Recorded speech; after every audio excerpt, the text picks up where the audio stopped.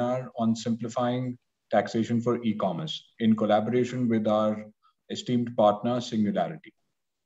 Today, we'll have two phenomenal speakers speaking to us about the changing landscape of tax and e-commerce across USA, Europe, and the UK. Our speakers have vast experience in the space of e-commerce and taxation. So we'll be starting off with Mr. Marco Kaiser, who is the Managing Director of Singularity GmbH. Marco has more than 2 decades of experience in VAT, in taxation, across multiple industries from e-commerce to aviation, etc. On the other hand, we have Mr. Gaurav Sisodia. He heads business development and partnerships for South Asia, Middle East, and North Africa for Payoneer. He'd be in collaboration with Singularity. We will talk about how Payoneer will help all of you to get your taxation in place. So without further ado, I would like to hand it over to Mr. Marco Kaiser. Marco, please take it away. Thank you, Shival. Thank you for the nice words. Welcome, everybody, ladies and gentlemen. I'm pleased to speak to you today about one of my most beloved subjects, is the e-commerce taxation, and especially VAT questions around e-commerce transactions within the European Union. As maybe some of you have heard, the European Union has tried to streamline their very complicated network of regulations regarding taxation, VAT taxation for e-commerce transactions. Just in addition to, on a personal level, just in addition to what Shival already has mentioned, Singularity is focused on representing e-commerce market participants, e-commerce sellers in Europe and above and beyond, in Middle East and Southeast Asia as well. I'll ask everybody to check out our website and see what we can do to support you, help you grow your business and be compliant in multiple regions. Without further ado, I would say I'd start with my presentation and I'll take over control real quickly. I hope everybody can see my screen now. So let's start with the ever-present changes that have taken place in July 2020. Well, what actually happened? What has changed actually between 1st of July, 31st of June, and 1st of July? As I already mentioned, the European Union has tried to streamline their taxation regime for international, for e-commerce sellers, especially for those inbound, being not European sellers that want to sell on European marketplaces. And for the as a side effect, the regulations for European sellers selling cross-border to consumer clients have changed as well. The biggest change is that the complicated network of distance selling threshold has been eradicated, for lack of a better word. So we have seen a distance selling threshold per country in the past. For some of you who have already had their unfortunate experience with various tax offices in the European Union applying these distance selling thresholds with irregularity, now we have a very consistent network and a one consistent threshold for all cross-border distance sales from within the EU, which is a rather manageable amount of 10,000 euro. If that 10,000 euro distance sale threshold is crossed, the tax at destination regime applies. Hence, the sale is to be taxed where the final recipient, the recipient of the goods, is located. Another big step forward is the one-stop shop. Previously, that one-stop shop was established only to catch taxable services as on electronic form to be reported in the European Union. Now, this one-stop shop has been expanded to embrace as well the online sellers that are resident in the EU and are trading cross-border in the to other consumer clients in the EU, and those will be able to report under the one-stop shop scheme. There is another significant change for sellers that are established outside of the EU, third countries, and the rest of the world, as we would explain it. There's the so-called IOSS regime that's been put in place for anything that has a consignment value of less than 150 euro. These can be automatically reported through a portal as well, and the taxation is sort of done once you report and paid your taxes. So the need for registering in each and every member state is obviated unless, and we're going to talk about that in a few minutes, certain business transactions are met. Also, the biggest thing is for these, for the exempt transaction is the so-called deemed supplier regime. The European Union wanted to hold the marketplaces responsible for a VAT burden that arises for transactions being taken on their platforms. And that's why they have established the so-called deemed supplier regime. Maybe some of our audience who are already imported into the EU using one of the bigger platform providers has some experience with the IOSS system. We wanted to talk about some seller use cases. In this particular case, we're using the largest market player as the example, but that applies to any other market players as well. So an Italian company stores products in a fulfillment center either in Italy or in their own fulfillment center in Italy. And 1 year they sell products more than 200,000 to EU customers. So after July 1st, the Italian company has two options. Either register for OSS, the one-stop shop system in Italy, and report all these transactions with 200,000 euro in sales through the Italian OSS on a quarterly basis, and of course pay taxes on a quarterly basis as well. Or the Italian company is free to waive the threshold and apply for registration in all European countries where their clients are located. As you can see, that means that in some cases, the Italian company might be obliged to register in 26 other EU countries, which is, of course, as some of you may know, it's a very big administrative burden, and of course also a compliance burden and a cost burden.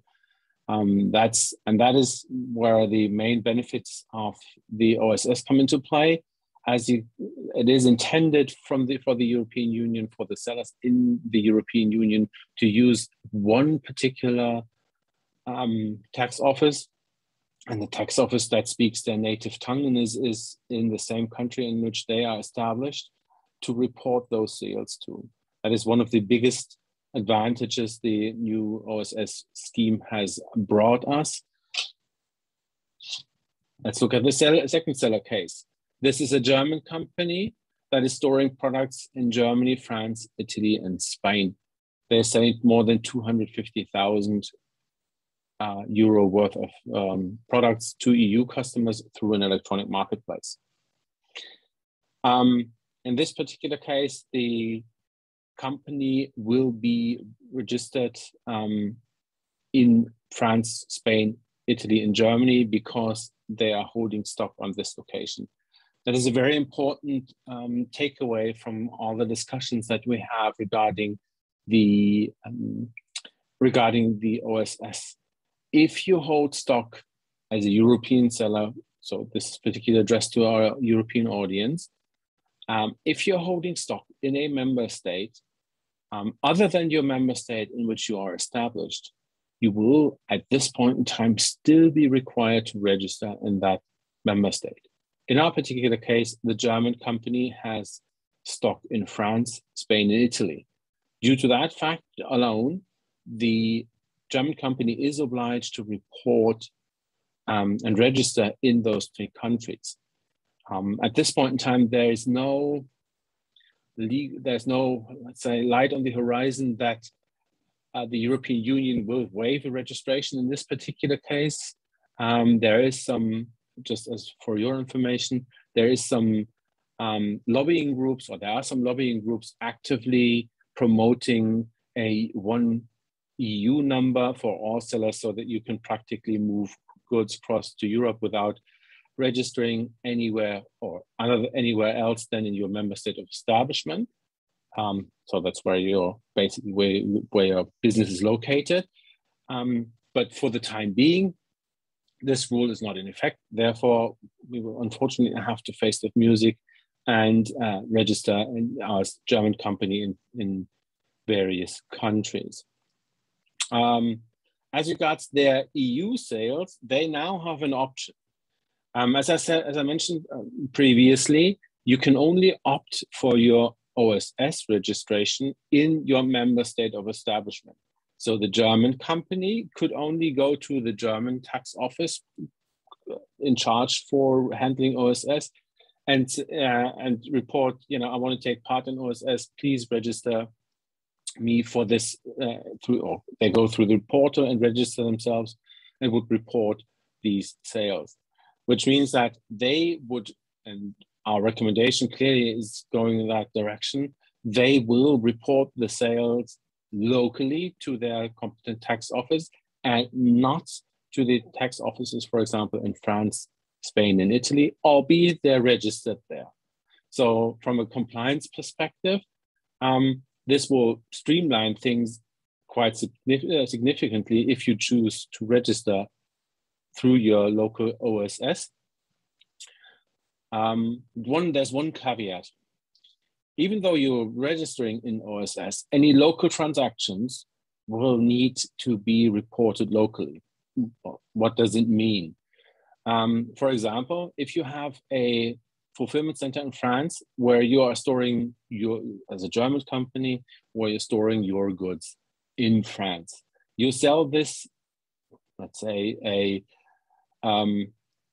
coffee machine, you're sending a coffee machine to a French client, and the goods are shipped from France to France. This is what's called in VAT terms a local transaction. This local transaction is to be taxed, i.e. VAT arises on that transaction from a French perspective. So the French tax office will ask you to report this transaction in the French tax return and pay French VAT. However, and that's where it's getting a bit more difficult, if you are selling from your French warehouse to a Spanish consumer client, you would need to report these transactions in your German OSS if you have opted for OSS. So to make matters a bit more complicated, you would report a transaction that has nothing to do with Germany into the German tax office.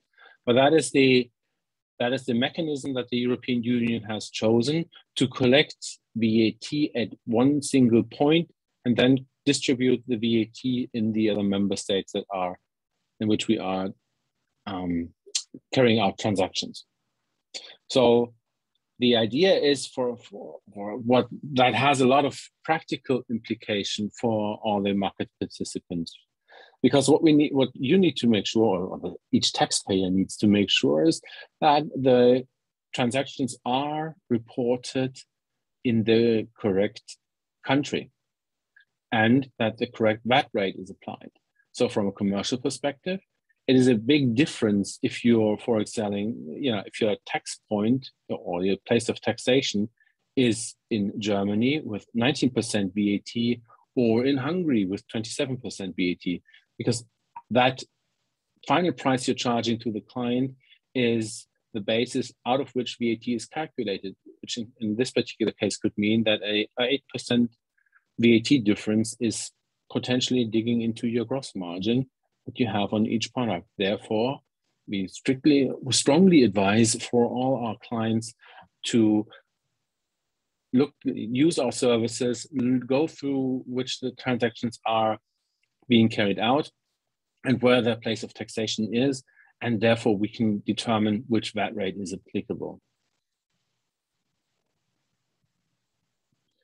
What are the benefits of OSS? I'm a big advocate of OSS, as I already mentioned.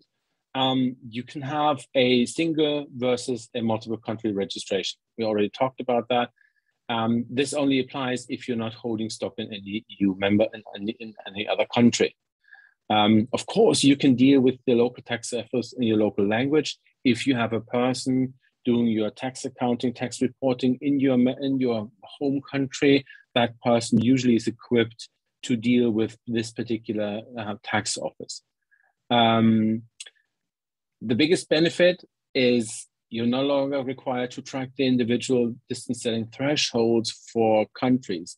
In the past, we have seen a lot of cases where a distance selling threshold was crossed, and all of a sudden the place of taxation, so i.e. VAT rate, applicable VAT rate changed from Germany to Poland, for example, which is another 4% difference.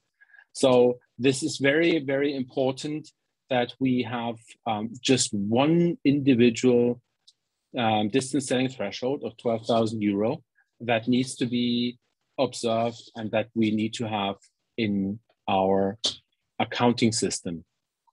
In other words, which leads to another very important point, cheaper compliance. If you're just having, as a European seller, if you're just having one point where you need to, 2 points potentially where you need to report to, it obviates the need to register in a lot of other countries. So you can just appoint one person to handle this for you. Improved cash flow. The OSS is on a quarterly reporting scheme. So if you have sold, for example, in October 2020, 1st of October 2020, you will not need to pay that VAT from that sale until the 30th of January 2022. So somewhere around 60 to 90 days of improved cash flow for these VAT items. That can have a significant impact on the individual seller's cash balances.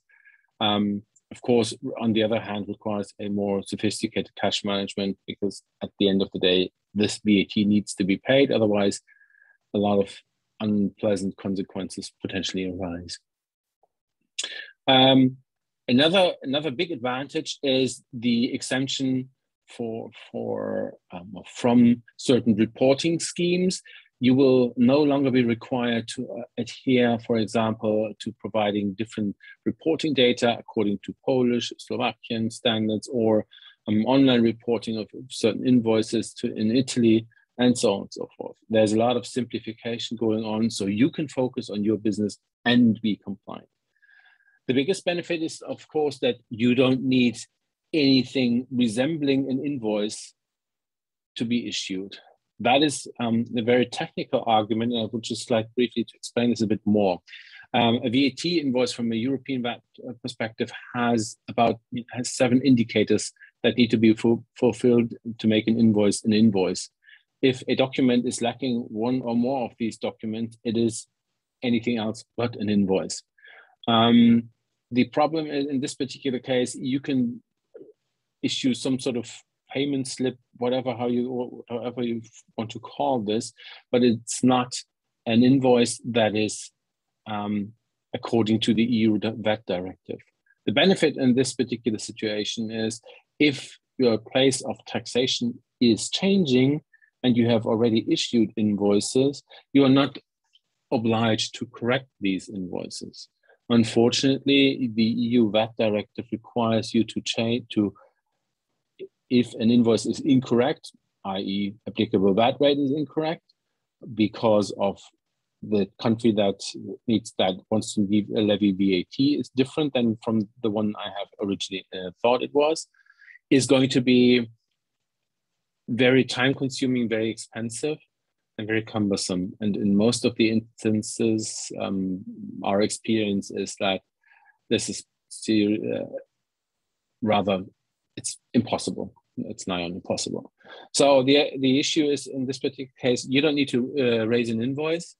you reserve, a payment slip or a receipt or anything of that sort, and you will be better off.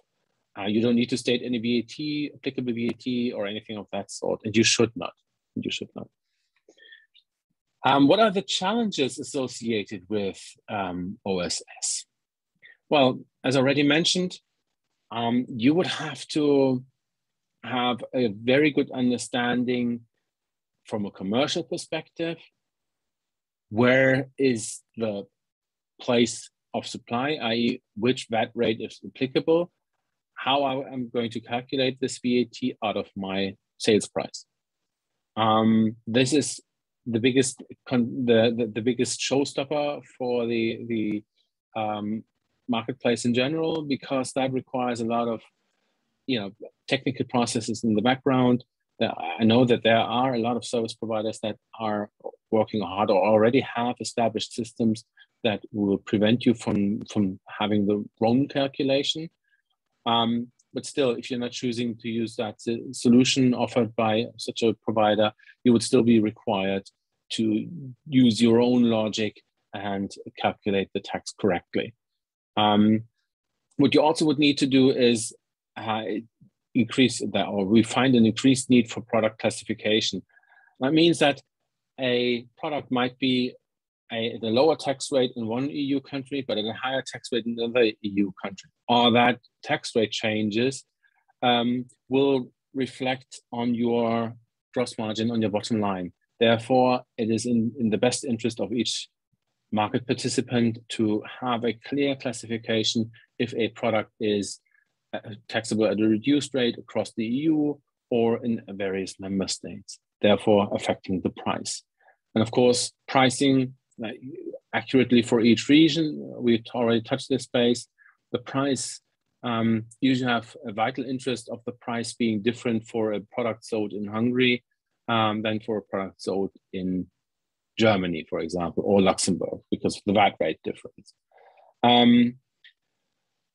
Major issue we have seen so far is the data consolidation. So getting data out of your systems like Shopify, although most of the suppliers already have a workable solution. If you're using multiple systems through your own platform or through your own website and through a marketplace, that needs to be these data need to be consolidated and reported properly. There's a lot of manual work, unfortunately, unless you're using service providers who can help you with this particular service. A question also was the tax office readiness. Admittedly, a lot of European member states tax offices were not ready for OSS by July 1st.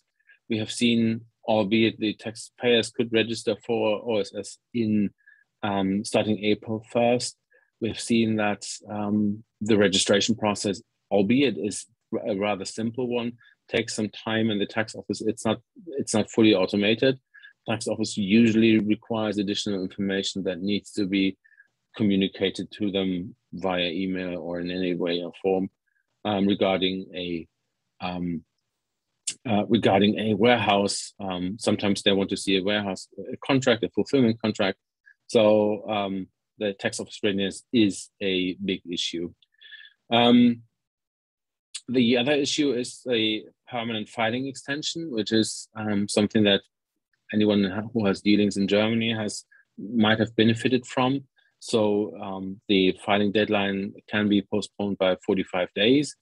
In Germany, filing and payment deadline, that is no longer applicable in OSS. There's a hard deadline that you will have to maintain, which is 30 days after the end of the reporting period. The reporting period is the quarter, so the end of the month following the quarter is payday and filing day. There is no way of a permanent filing extension, so you will have to be on time to meet the deadline. The question we already the other challenge I already discussed about is identifying which transaction needs to be reported where. We have shown that the local sales and stock transfers need to be reported outside of OSS, as do your transactions that you have in your home country that can't be reported in OSS as well.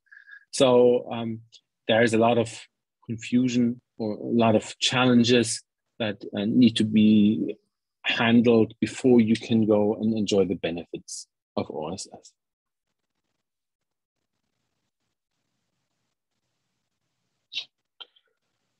IOSS, for anyone who's not of our audience who's outside from Europe, might have had their run-in with IOSS. IOSS is, in essence, the extension of the OSS system for imports into the European Union. It allows for an semi-automated processing of goods introduced into the European Union with an intrinsic value of 150 euro per shipment or per consignment. That is, if you read through the guidelines given by the European Union and the member states, it boils down to the value of goods that you put in each individual box. That poses a lot of challenges and a lot of questions as well. And some market participants we have seen have already used a lot of creativity to have goods being dismantled just to be below the 150 euro threshold. That's in each individual's decision. As per law, if the consignment value, the intrinsic value of the goods is above 150 euro, you're not entitled to use IOSS. Prerequisite is for the goods to be shipped directly from outside of the European Union into the European Union, i.e. if you're sending something from Turkey into the European Union to a consumer client into the European Union, you would be entitled to use IOSS. This is the big step in this particular case is that the person sending the goods into the EU has one point of contact with German authorities or European authorities, which is at the customs inspection, because what you would do is you would pay VAT at the customs, and of course you have to pay import duties at customs as well. So at one point you will be able to handle both of the transactions. Most of them can be done through the courier services or through parcel freight forwarders that handle these type of transactions. The beauty is that you don't have to, as a seller, as a marketplace participant, you will only have to deal with one authority, and you will just be paying one supplier to get this sorted. Then a report needs to be filed on a monthly for all goods sent into the European Union in a simplified return. It's very, very simple, and a lot of the service providers that are revolving around IOSS are in a position to fully support you with filing the respective returns. What else has changed? The coveted 22 euro low value threshold is no longer applicable. So that the low value consignment that we have seen until until 31st of July to 31st of June is no longer applicable and has been removed. I think it's very obvious. How does this affect the IOSS sellers on electronic marketplaces? In this particular case, we would need to, excuse me. Just really quickly, if your seller meets the conditions, the marketplace becomes liable, hence the VAT charged on the supply is owed by the client, and the transaction, the deemed supply transaction between the seller and the marketplace is out of scope of VAT. There's some other criteria that need to be met. Just very quickly, because we're at short time. What are the key takeaways? Your key takeaways for the OSS is you should register. If you're a European seller, I can only advise you to go ahead and register. It's very simple. It's a simplified and unified model for reporting and payment. The quarterly payments, the complexity is reduced, and of course, adjustments can be done after the fact as well. We'll handle the questions at a later stage. Let me briefly touch base on how it works. Since April 1st, 2020, you can register with the tax office in the member state of establishment. That is an ongoing process, so there is no registration deadline. You can start anywhere in the quarter, but you will be registered, you will be active for the following quarter. So if you start registering in Q4 2021, you're not going to be partaking into OSS until January 1st. Payments, as already mentioned, quarterly. Quarterly payments at the end of the month following the reporting quarter. If you need them you need to make adjustments for returns. That can be done within a 3-year period. So any returns can be amended within a 3-year period. And of course, the VAT rates applicable for calculation are the VAT rates of the member state of destination. Real quick online overview of US sales tax. The US e-commerce sales tax is basically an application of the local sales tax levied by the US states on the federal level or on local level, state level. It is a consumption tax it's a consumption tax paid by consumers that they pay at retail when they're purchasing these goods. Currently, 45 US states have this sales tax. And this is governed at the national level. As you can see, for the computation of the sales tax, it's basically in the same state where your clients are located, that sales tax can be due. Which other influencing factors are how you organize your logistics supply chain that can state where your business has its sales tax nexus. It's only for sales tax purposes, for the e-commerce sales tax purposes, it's only physical goods that are taxed. Services are not to be taxed using sales tax. How can you be compliant? You will have to acquire a permit in each state in which you're selling. We strongly advise you not to sell unless you have a permit in that particular state. Once that permit is issued, you will be receiving information as to filing frequency and due dates and payment dates. And of course, that is based on the estimated sales volume. If you're using Amazon services, for example, you'll find a rather robust engine to help you collect the VAT on that amount. So really quickly on that one. Just touching base on last issue, Brexit and e-commerce.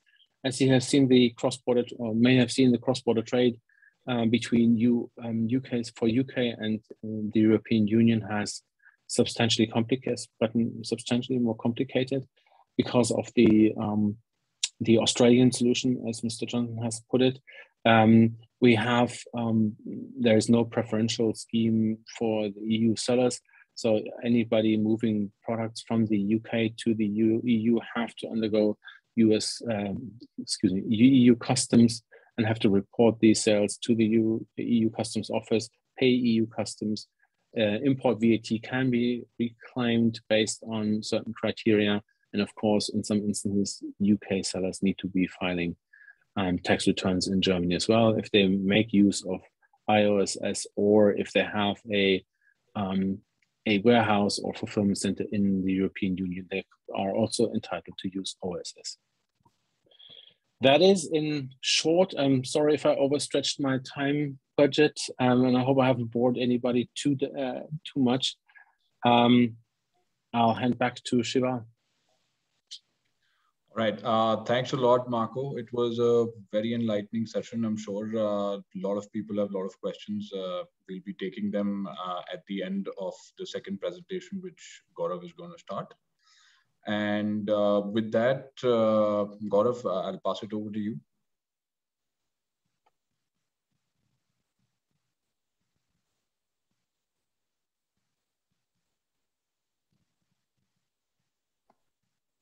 Just give me a minute. Let me just put up my slide.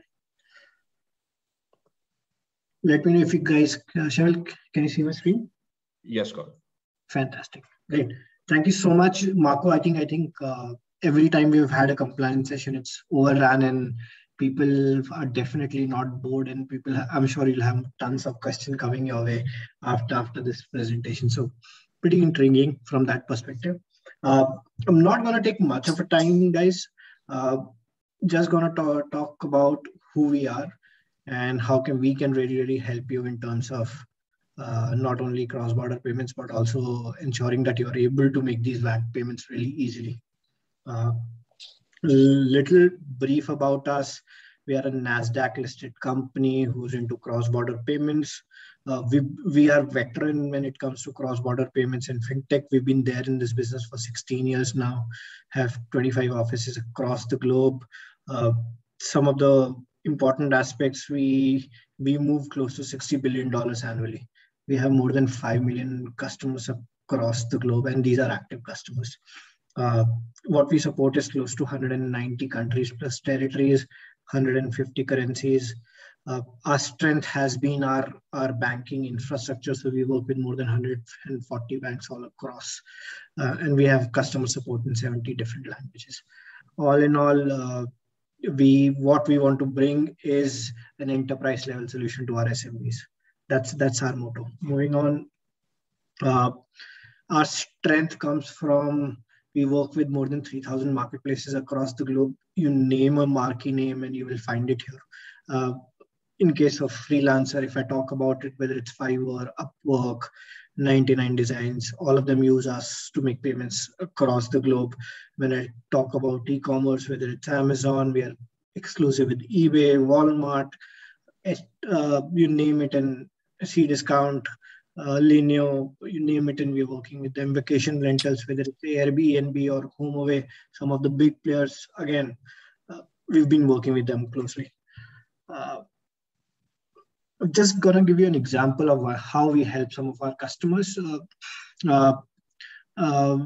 We've not taken a name here, but a customer from MENA region who's been using us for the last 2 years. When he joined us, he was only selling on Amazon US, and that's where we helped them in terms of growing it to Amazon, selling on Amazon Europe, US, and Germany. And plus also helped him grow his business to multiple other marketplaces. We not only help him launch in some of these marketplaces, so some of our products like virtual cards really help this e-commerce seller, right? So he had to buy inventory on Amazon or Google, on Facebook to promote his product. Some of our cards can really make this seamless for customers who are not based out of US and Europe. So overall, what he talks about us is he recommends that very high for MENA-based e-commerce sellers who want to go global. Again, this comes from a fact that we work with a large number of enterprises across, and we have strong relationships with them, and some of the large customers, we really help them grow faster. In short, what do we do? I'm just dividing it into 2 categories. On a collection front, if you're an Amazon, if you're a seller who's selling on marketplaces, you can use us. If you're selling on eBay, we are the exclusive player, so you don't have an option, but you have to use us. If you have clients, B2B clients across US, Europe, what we provide is virtual collection accounts in 9 odd currencies. Your buyer can make a payment through a local bank account, debit card, credit card, SWIFT, all possible options available.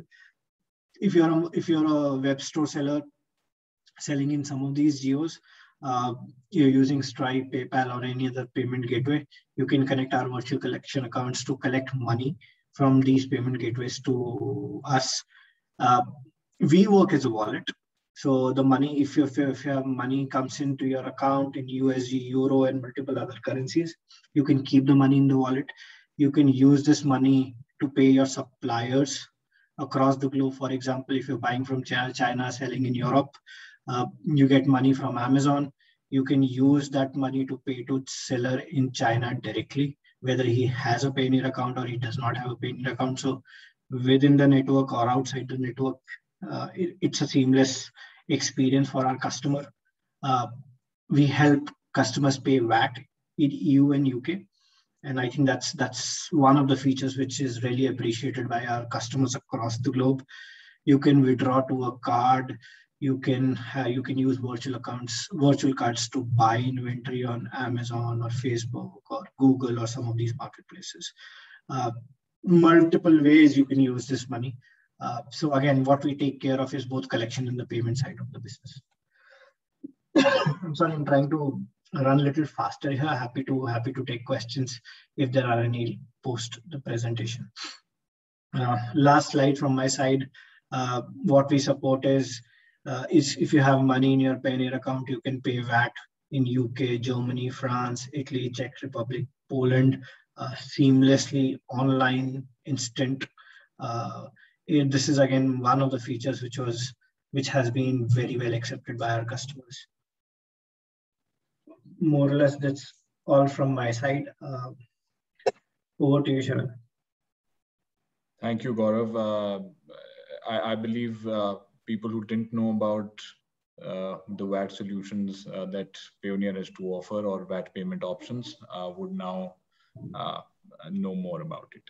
Once again, thank you both Marco and Gaurav. We'll quickly jump into questions. I think one of the questions which I would like to direct to Marco, it's from Nora. It mentioned that the whole taxation about the whole IOSS piece that you spoke about, is it only applicable to marketplaces, people selling on marketplaces, or also for D2C stores or direct web stores? Thank you, Nora, for this very good question. It is indeed applicable. The regimes are applicable for all B2C sales. There is a special sort of sub-regime with the deemed supply, only applicable if you are on trading on a marketplace. So if you're selling on a marketplace, that deemed supply rule may apply, but the other OSS regulations apply, and IOSS regulations apply to any sale through your own website to a EU-based customer. Consumer customer, to be fair. Let's make it consumer. All right.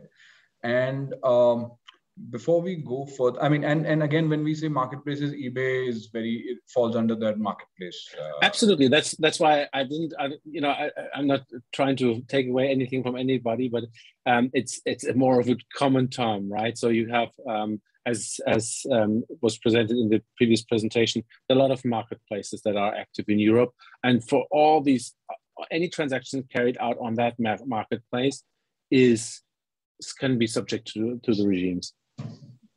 Understood. And there is, on an alternate note, a question which came in from Abdul Latif. He asks, can we request VAT tax exemption since we are resellers? Could you throw some light on that from a reseller perspective? It depends on the underlying transaction. If you're a reseller and selling to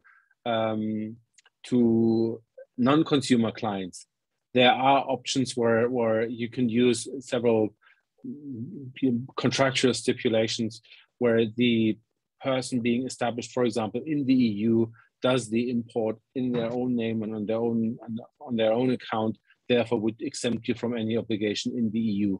But that is that is the main issue that you can have with non-consumer clients. With consumer clients, unless you're trading on a marketplace, be it eBay, be it Amazon, or any other marketplace, there's hardly any way that you can avoid.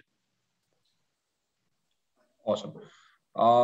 I think for now we have these many questions. There are a couple of product-related questions which people have posted. Please feel free to reach out to both Singularity and Payoneer, and our teams would be happy to guide us. For Payoneer, we will be putting across an email to which you can write in, and similarly for Singularity, there is an email which comes in here. Okay, sorry guys, there is a question which just popped in last minute. I don't know if it's applicable here or not, but because it is, I'm asking: is this applicable to Airbnb and Upwork? So I mentioned, I heard you mentioning something about it, mentioning it's applicable only for goods. Services are not counted. So again, if you would like to throw some light on that, please. No, absolutely. You already got the core point. So OSS and IOSS only relate to supply of goods, of physical goods. If you are rendering services like Airbnb or Upwork, Airbnb is a service of renting a property. Please note that this is according to EU laws. The VAT treatment applies where the property is situated. So if you're renting an Austrian flat to an Australian couple, that place, you would still need to report that rent that you received from the Australian couple to the Austrian tax office. As for the question of Upwork, it depends on the type of service that you're rendering. So if you're rendering general consultancy services or freelancing services, that would be usually for any EU-based freelancer rendering services to an EU-based company subject to the B2B general rules. That means that depending on where both are located, various taxation schemes arise. But in majority of the cases, if the contractor and agent are not established in the same country, no VAT applies, simply speaking. Understood. All right, perfect. Thank you, Marco. Thank you, Gaurav. I think this session was really enlightening for everyone. Again, we hope to have you soon again on one of our looking forward to webinars. And thank you all for joining in. It was great to have you all here. While you are logging out, there will be a short survey. So please help us fill that survey and help us make these webinars even better from next time. Thanks a lot. Thank you. Thank you, everybody. Thanks. Bye-bye. Bye-bye.